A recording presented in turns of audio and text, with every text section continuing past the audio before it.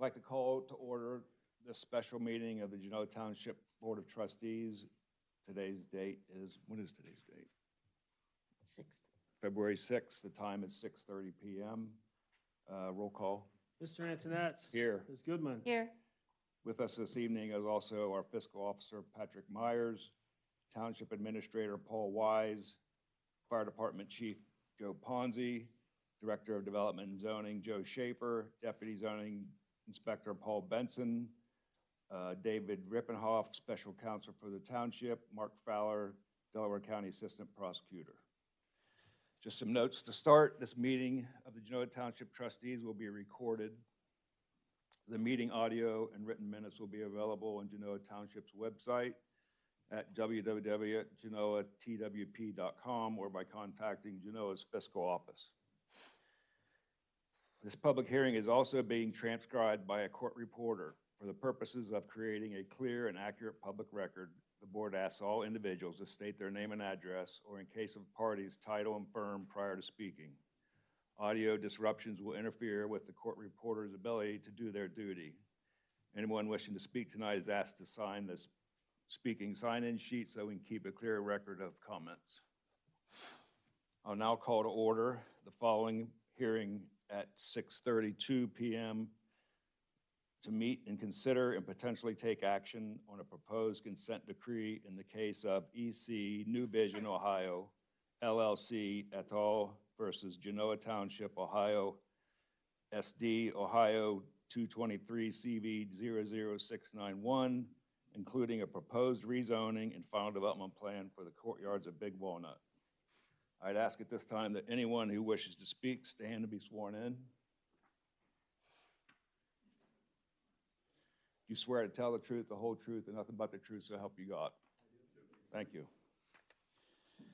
Further, the legal notice for this meeting was printed and published on January 18th, 2025 in the Delaware Gazette and posted in Genoa Township Hall on January 16th, 2025. An attempt to send notice of this meeting to adjacent property owners was also made. The following were marked as exhibits A through G. A is a legal notice. Exhibit B, affidavit of advertisement. Exhibit C is a sign-in sheet. Exhibit D, proposed consent decree dated January 22nd, 2025. E, rezoning and final development plans received January 13th, 2025. F, staff memo dated January 30th, 2025 for February 6th, 2025.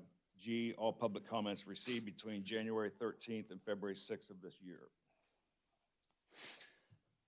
I'm going to go through some rules we would like to apply to help move this meeting along.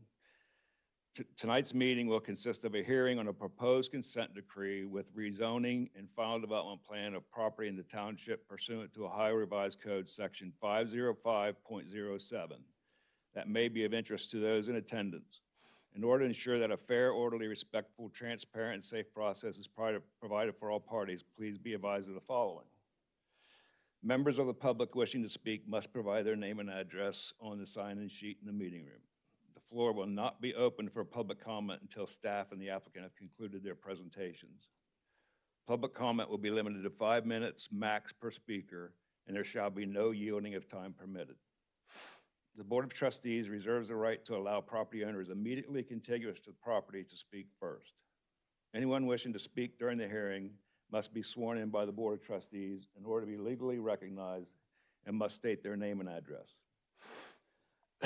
Excuse me. All commentary shall be from the podium and will be directed to the Board of Trustees. All commentary must be about the topic for hearing at tonight's meeting. Each person making public comment will be permitted to speak once. Any signage or recording devices may not interfere with the ability of other attendees to view the proceedings. The board chair or board staff reserve the right to ask a person to leave the meeting or request that they may be removed for failing to abide by these rules, for otherwise disrupting or interfering with the meeting and or for unlawful conduct.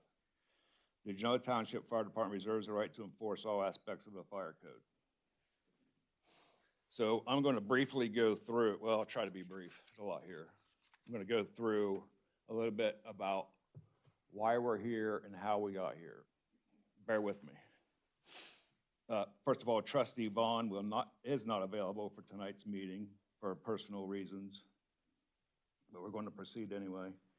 In ZC case number 2022-03, Mary J. Villardo, trustee of the Philip J. Villardo Senior Irrevocable Trust, requested approval of a development plan to construct 95 lots on approximately 55.8 acres at the northwest corner of Big Walnut Road and State Route 3.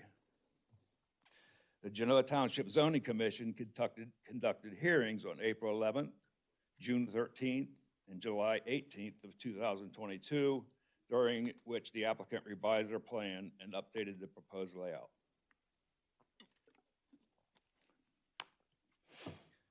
On July 18th of 2022, the Genoa Township Zoning Commission voted to recommend approval of the application with revisions to construct 91 single-family dwellings and a clubhouse with associated amenities on the parcel with rezoning to PRD.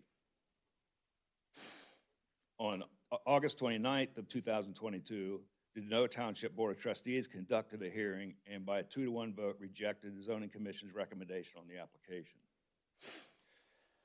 On February 17th of 2023, the property owner and the developer filed a complaint for declaratory judgment, permanent injunction, and damages against Genoa Township in the United States District Court, case 223 CV 691. The township answered the complaint and denied and disputed the allegations in the lawsuit, and the parties engaged in discovery. On April of 2024, the parties participated in mediation to fulfill the court's expectation that the parties mediate the case.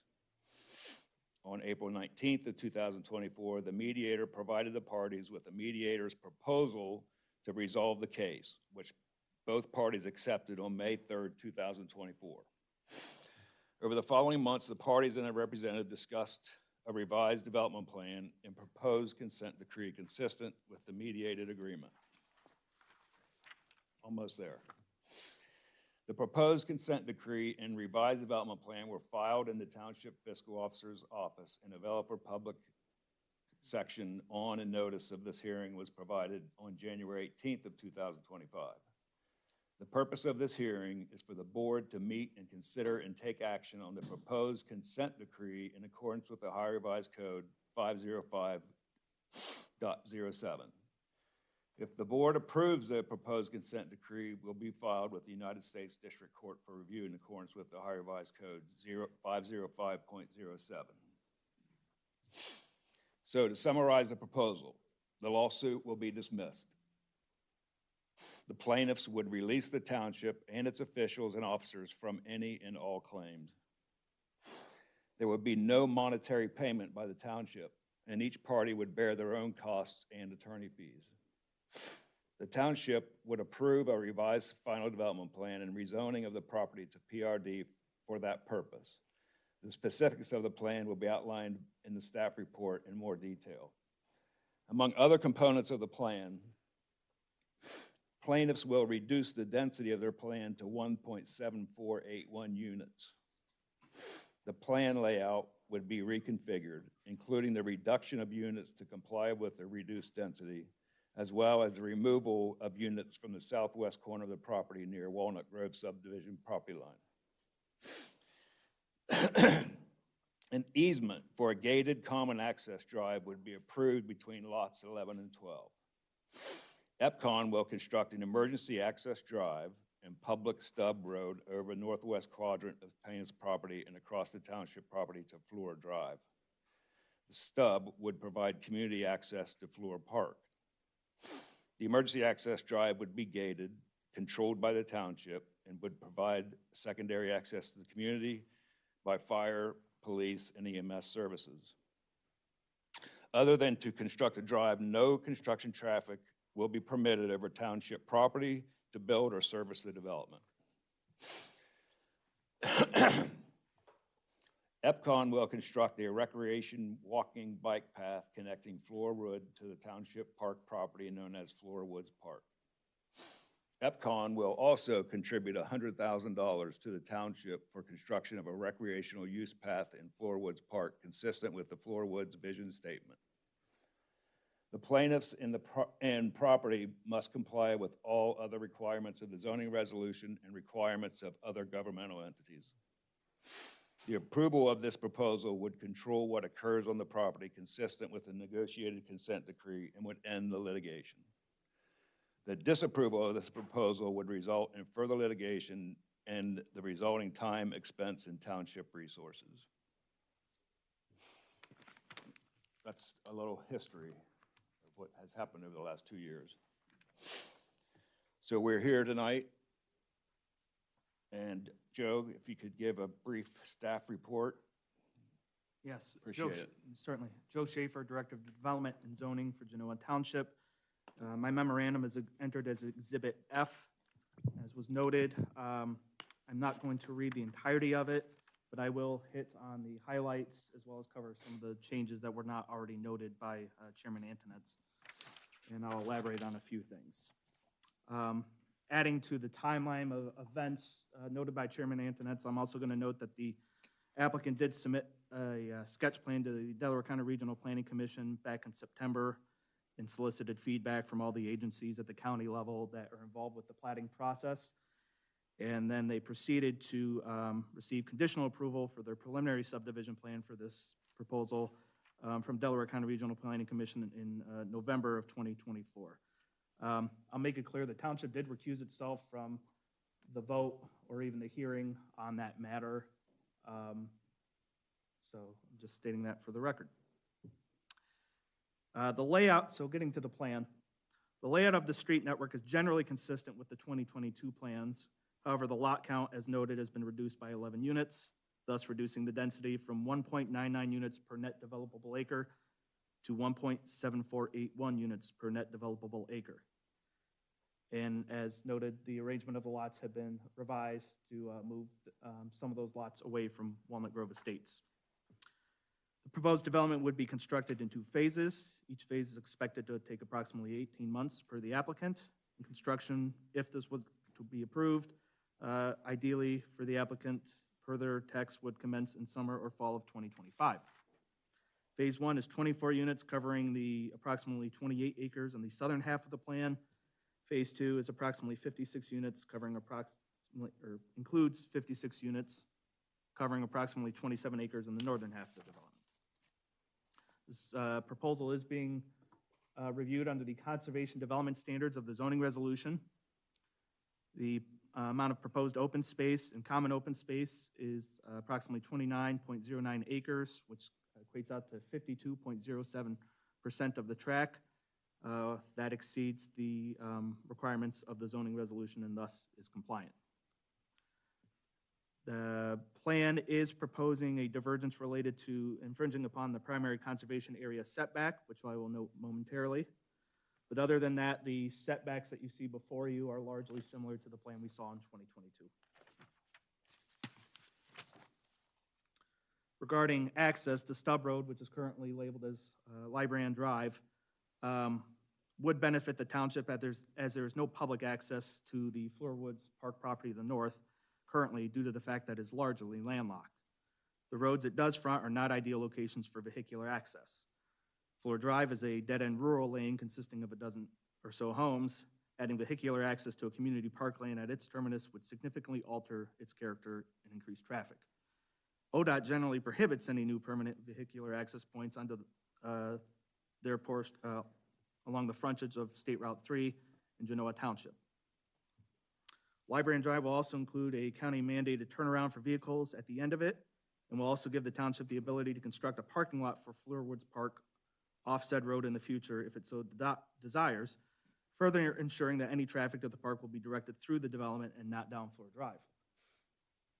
Emergency access drive that has been reviewed by the fire department, the emergency access drive from the stub road to Flora has been reviewed by the fire department, and in staff's opinion would alleviate prior concerns that had been raised regarding public safety. The gate controlling access to and from it would be siren activated. Similar concepts and layouts exist in numerous other plans that have been built elsewhere in the township. The public stub road with emergency access drive at its terminus is preferred, as opposed to just the entire stretch being an emergency access drive between Flora and the development, as the latter would not allow for public vehicular access to township parkland. In addition to providing park access, the public stub road also allows the township to control traffic and parking along said road, which can be enforced by Genoa Township Police and Fire Departments. A common access drive easement has been provided between lots 11 and 12 for the property to the west at 6874 Drive, owned by Elizabeth Berlin, trustee, in exchange for utility access needed for this development. The plan does include a clubhouse with some amenities, including a swimming pool and pickleball courts and a fire pit. A small parking lot consisting of 18 spaces has been provided with this clubhouse. The space and drive dimensions meet or exceed township requirements, and a turnaround area at the terminus of the parking row has been provided. We have updated letters from all the required utility companies in the materials, including electricity, sewer, water, and natural gas. The stormwater layout has changed a little bit. The ponds are generally in the same location, but the how they're flowing, where they're flowing has changed a little bit. I'll let the engineers speak more in depthly to that if need be. There is a system of internal trails, as there was with the prior proposal. The layout of the trails has obviously been altered to accommodate the revised layout of the plan. However, they still generally function in the same manner as what was proposed before. Also, there's a short stub trail and an overlook south of the southernmost unit on the west side of the entrance road that will sort of overlook that stormwater pond. Sidewalk would be provided along the proposed stub road and emergency access drive to Floor Drive to provide pedestrian access from either neighborhood to the township's parkland. The $100,000 being that would be contributed to the township for the Floorwoods Park improvements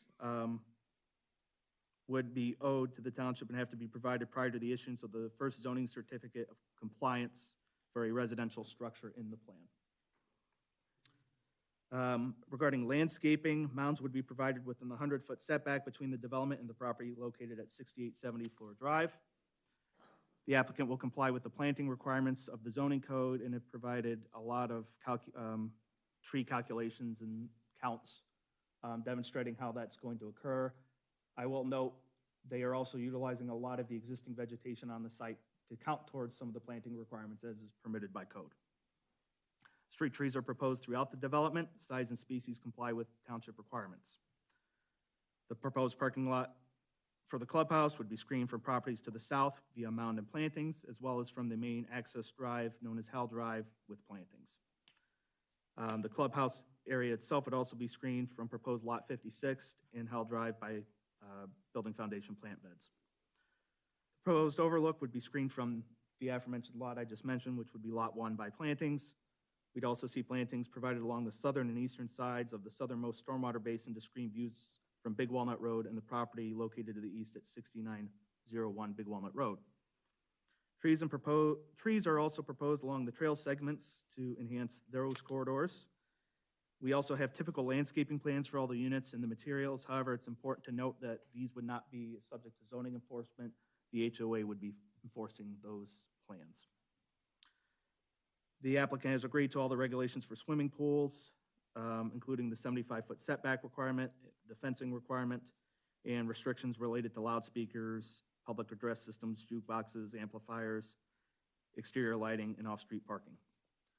There's a community garden, that sort of central green area, or just southeast, I should say, of the central green area, just north of where all that big stand of existing trees are,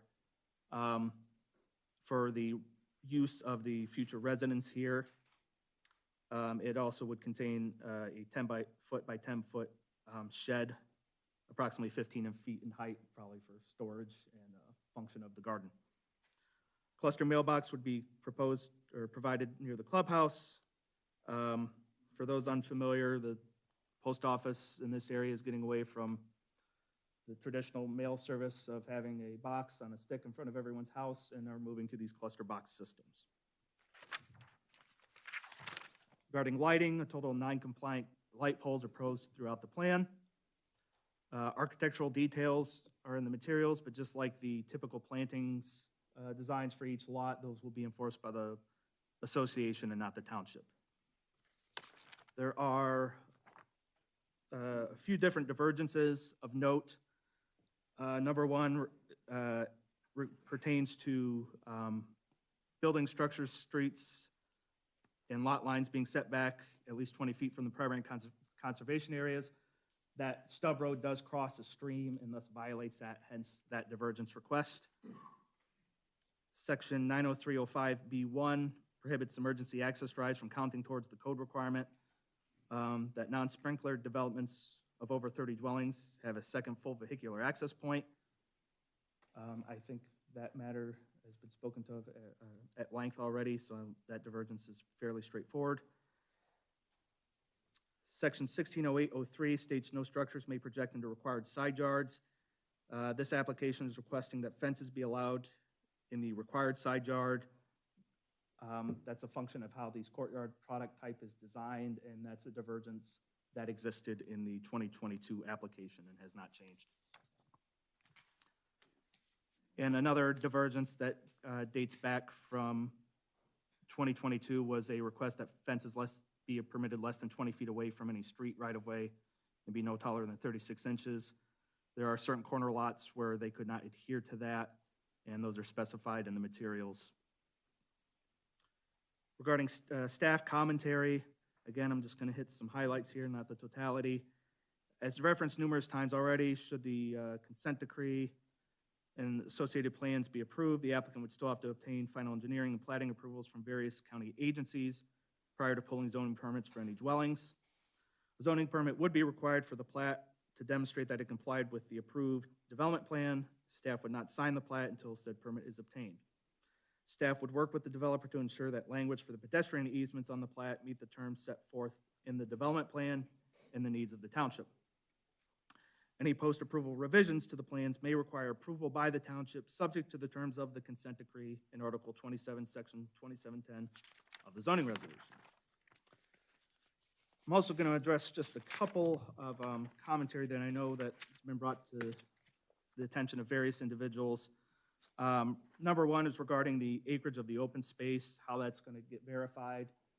Number one, I see no reason to doubt the acreage and the numbers that have been provided to us this evening.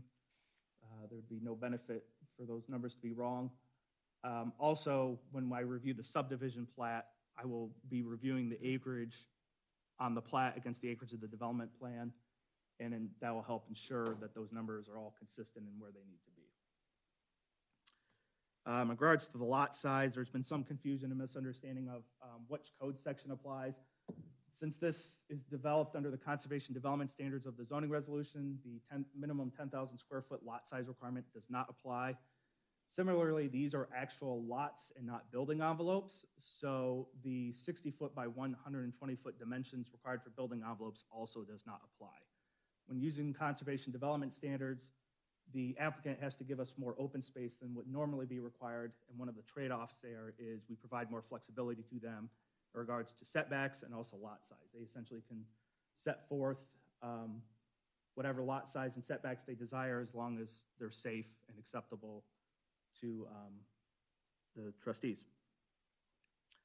Also, there was some question about whether there was whether the proposed common access drive violated the 40-foot setback provision that's in the code for driveways. That standard only applies to driveways from the intersection of two public streets.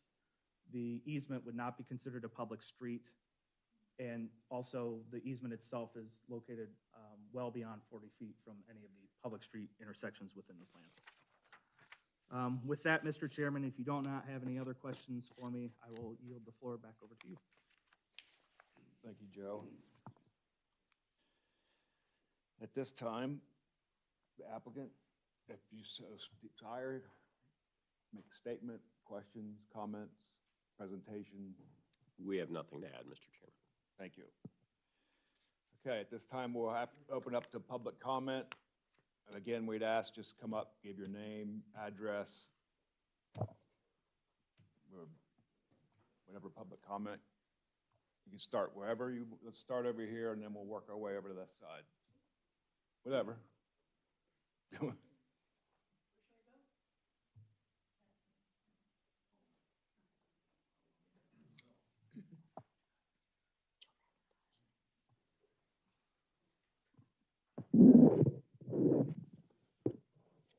Joe McIntosh, 6910 Fleur Drive, Westerville 43082. Several residents, Fleur Drive residents, have these two requests. No parking sign to prevent parking on the emergency access extension of Fleur Drive. It would defeat the purpose if the emergency access is needed one day and you go down there to find cars inadvertently parking, thinking it does provide park access. Number two, removal of the sidewalk along the north side of the emergency extension of Fleur Drive. This Fleur Drive today has no sidewalks. Our road for the bottom half of the road just varies anywhere from 18 to 19 feet in width. So it really would be out of proportion to have a sidewalk with the 20-foot emergency access. That's it. Thank you. Thank you.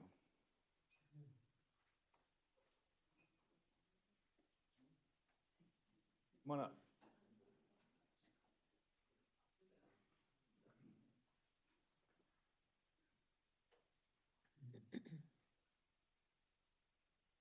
Tom Will, 6903 Fleur Drive, right across from Joe's house.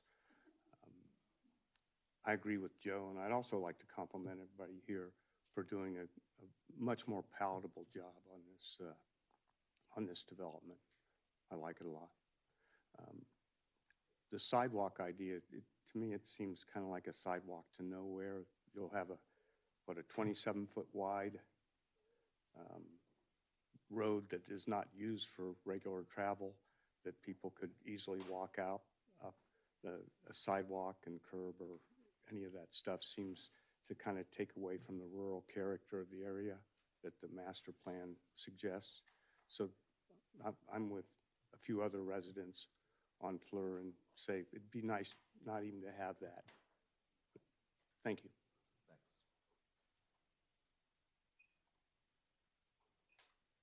Come on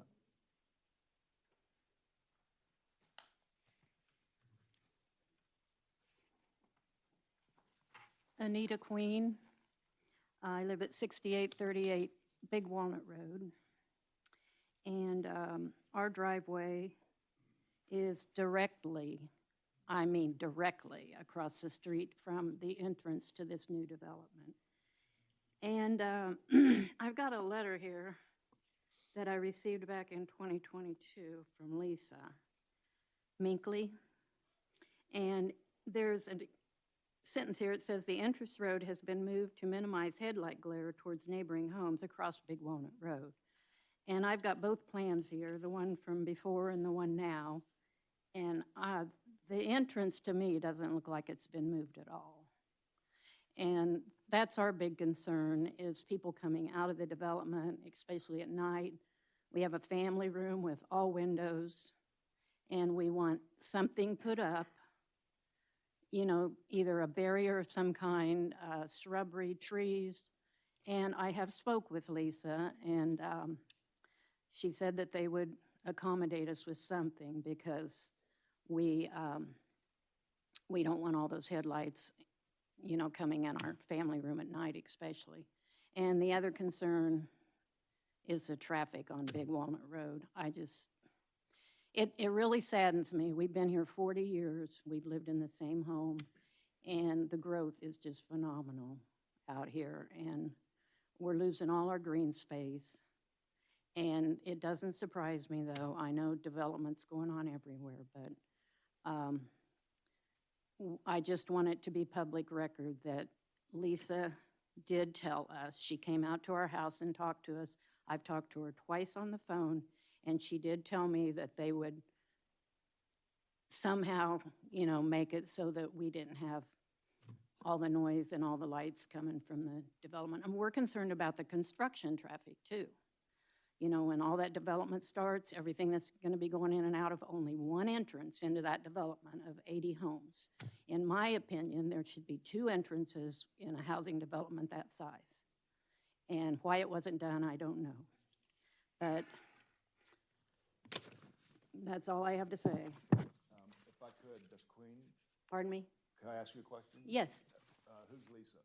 Lisa Minkley Who's she from with? EPCON. Okay. Sorry. That's all right. Thank you.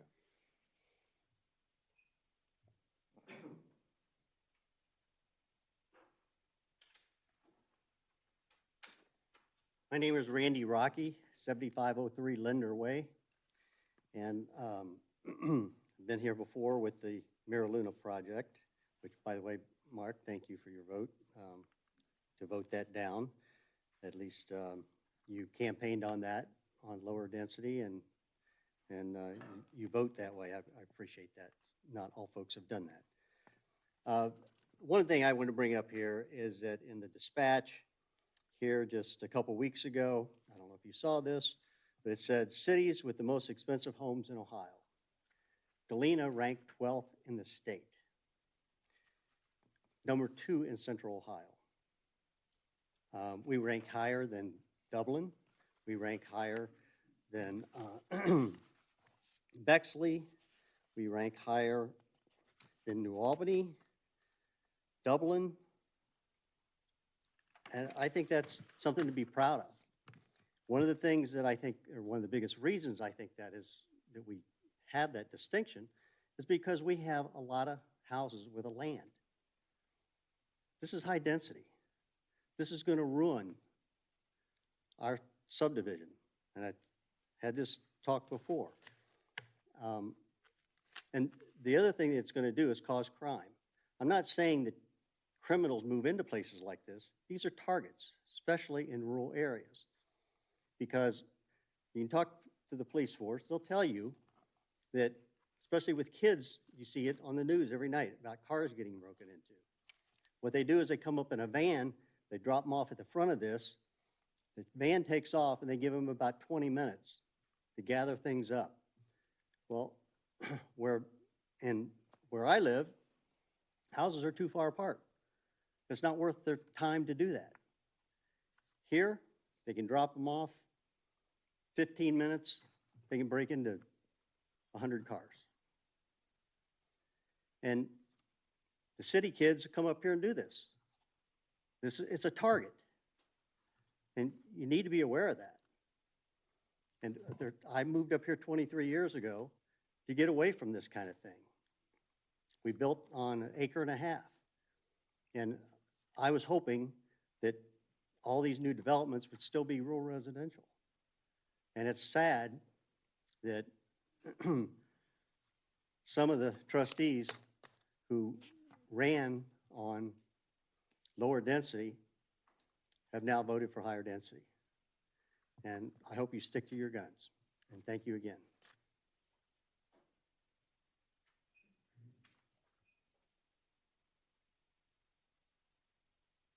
Anyone? Stand up.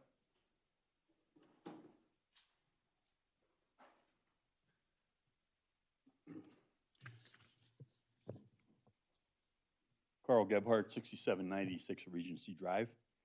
Before I get into my prepared comment, I was just kind of surprised that we are missing our full-time trustee at probably one of the most important meetings we've had for quite a while. It's interesting that Trustee Vaughn is not here. She was a no vote at the original proposal.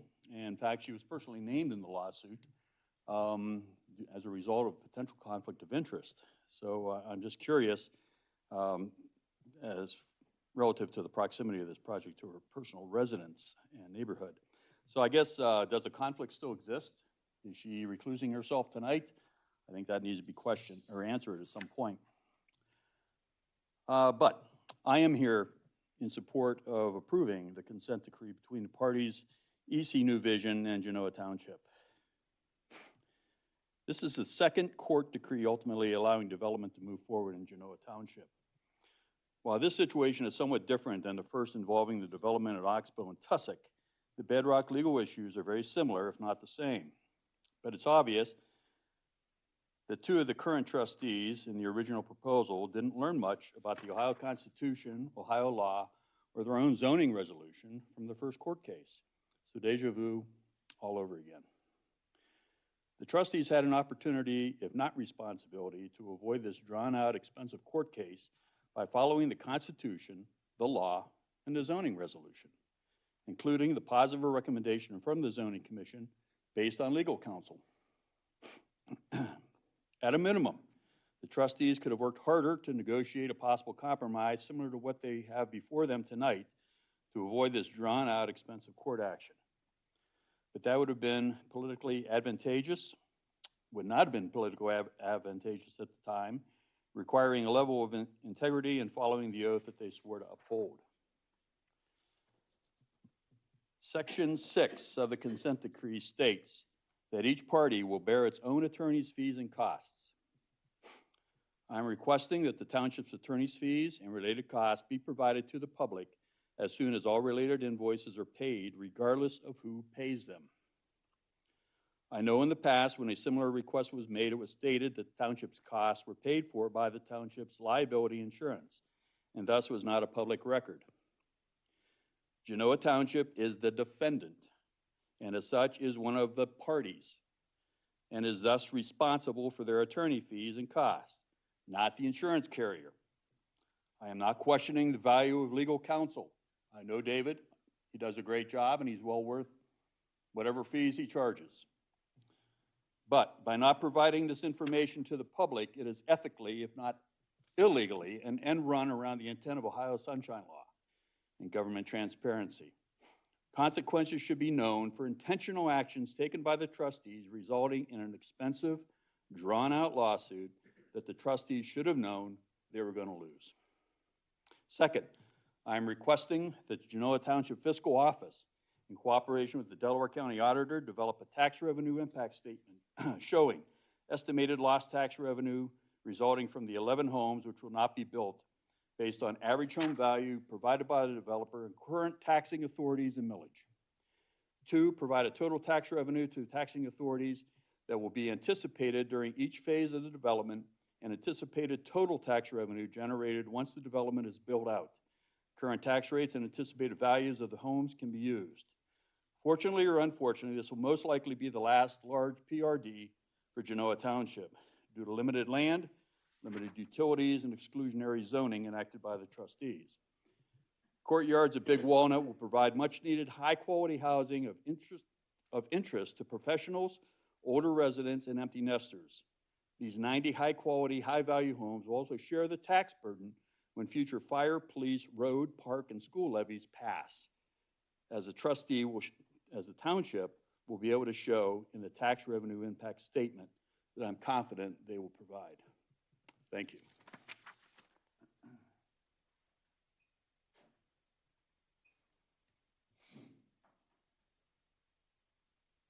Further, anybody else? Doesn't appear to be, so based on that, we'll close this public comment. It's open to response if you want to respond to any of those comments. No, thank you, Mr. Chairman. Thanks. Okay, board discussion. Trustee Goodman, you got issues you want to present, discuss? Well, the only thing is the removal of a sidewalk. If I am correct, isn't that required by our zoning code? So if the sidewalk were removed, would that not be an additional divergence? They would not be required to provide it along the emergency access way, Okay. Okay, thank you for the which I believe clarification. was the segment of concern, because that's what touches Fleur Drive. Okay. And regarding Ms. Queen's comments about screening being put up for her property to keep headlights, et cetera, out, since that's on private property, it's always been my understanding that that is an agreement between that individual resident and the applicant. The township does not get involved in that. Is that correct? That is my understanding, and that's generally how we've handled the issue over the years. I defer to the attorneys in the room, though, however. Mark Fowler from the prosecutor's office. That is correct. Yeah, we Okay. wouldn't have authority or any way to enforce that. Mr. Schaefer is correct. The township wouldn't have authority or a way to enforce a private agreement between a third party and the developer. That's what I wanted to clarify. Thank you. So how do we assure that that happens? I'm not sure there's a way we can. That would be for the third party to seek out their own representation and consultation as to serving their best interests. And she does have a letter. Okay. I don't have any questions or concerns about the plan. I want to address a couple of issues from Mr. Gebhardt and Mr. Rocky. First of all, when we heard this application, we expressed concerns about safety. It was primarily driven about the single access and the impact that has to first responders' ability to fight a fire, which sprinklers might help, but it doesn't answer how first responders respond to a home invasion, a heart attack. So we, at that hearing, we offered the applicant the opportunity to continue the hearing and address the concerns that we brought up about safety. And they denied it, they refused. They wanted a vote. And because those weren't addressed, I voted no. We have, so there was an opportunity for this not to go into litigation, to get where we are now, which resolved those issues. So it's unfortunate that it took litigation to get there, but I think we got there. And I appreciate the efforts put into accommodating this plan. In regards to high density, please consider the fact that the density here actually is lower than our code allows. So the issue of density should not be in consideration, the fact that they aren't even asking for a divergence on density.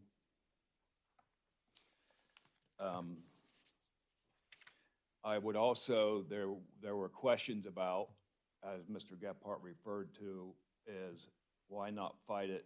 Because insurance will pay all of our costs. But I would ask legal counsel, if you could, to address what exactly the cost could be to the township if this were to go into litigation and we lose.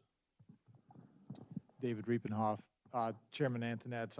I am not in a position to comment on coverage determinations. It's actually a conflict of interest for me to render any statement on that, given I'm assigned by the carrier. That said, I think the damages requested by the developer are well known.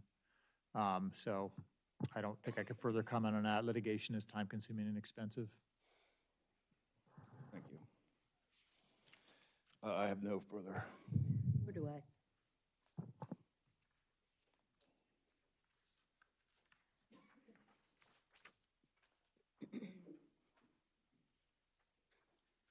You want to make a motion? You want me to make it? Chair makes motions.